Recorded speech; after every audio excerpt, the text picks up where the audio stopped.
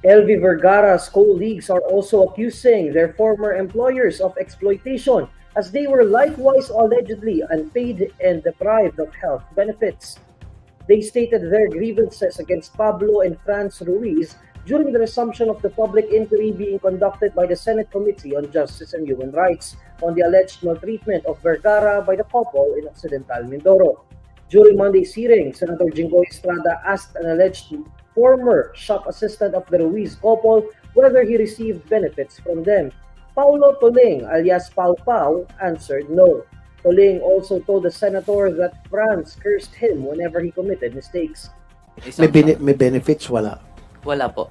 Walang PhilHealth, SSS, Wala po. Pag-ibig? Biodata lang po. Ano? Biodata lang po yung hiningi. So yung 4,000, magkano?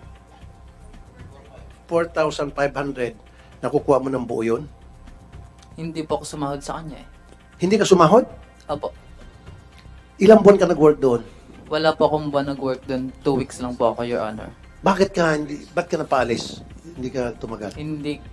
Baka po, natakot po ako agad, Your Honor. Baka ako po yung saktan din. Matulad po kay Ate LG. Baka ikaw susunod? Opo, ganun po. Kaya po umalis ako. Ang sama din po kasi ng ugali, palagi po nagmumura. Kahit po, ipapahiya ka po niya sa mga customer po. But Franz denied ever employing Toling, saying she never saw him. Toling said he was a member of the couple's staff for about 2 weeks.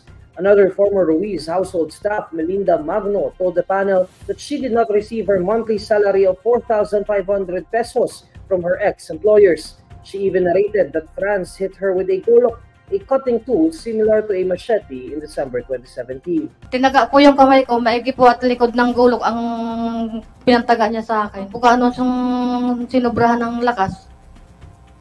Pero kung hindi baliktad yung talim, Ay baka po naputol ang kamay ko. Lagi po niya akong minumura dahil bagal na bagal ko daw tumarbaho. Nung nag-umpisa kayo magtrabaho noong May 2, 2017 hanggat December, buo ba ang sweldo binabayad sa inyo? Wala po.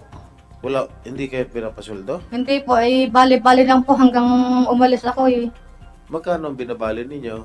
Ay di mga bigas po lang, mga grocery, yun lang po, tsaka mga ulam. Walang pera? Wala po. Walang binibigay sa inyong pera? Wala po.